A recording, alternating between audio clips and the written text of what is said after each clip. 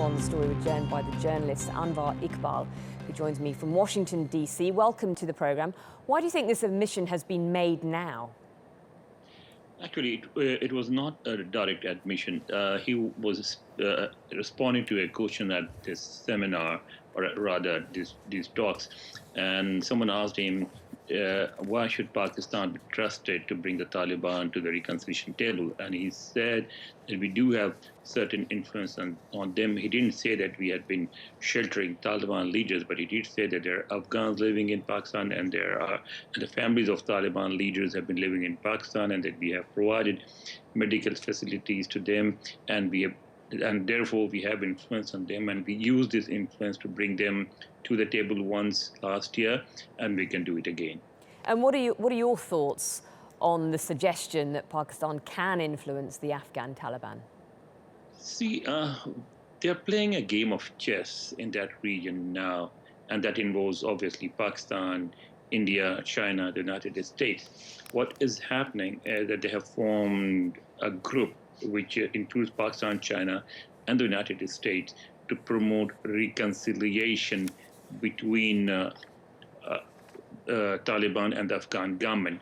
India has been left out. So when the first talks were held in Pakistan last year, the story was leaked by some Afghan officials in Kabul that Mullah Umar had already died, although Pakistanis had quietly informed the Afghans and the Americans some time ago that he had died. But the way it was leaked during the talks, that sabotaged the talks. And therefore, what Pakistan is trying to do is still to keep India out of those negotiations, or rather the reconciliation process.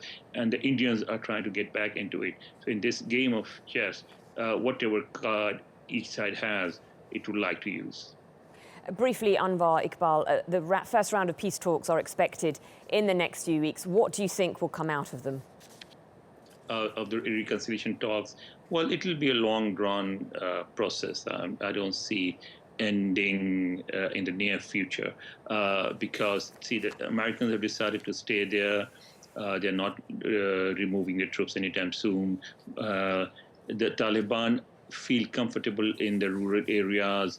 They have dug in as they did during the Soviet occupation, and the Afghan government is comfortable in the cities. I mean, they do not face this type of pressure that the Afghan government did during the Soviet days, and therefore they're also in no rush. So each side will try to gain as much as it can through these talks.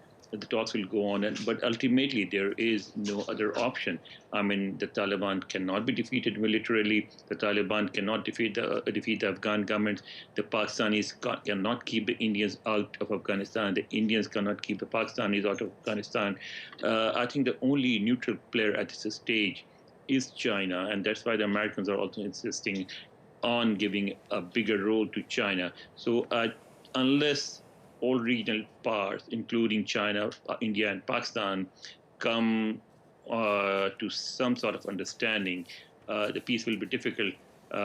And therefore, I think that's why the Americans are also insisting on reconciliation between India and Pakistan, and they're trying to.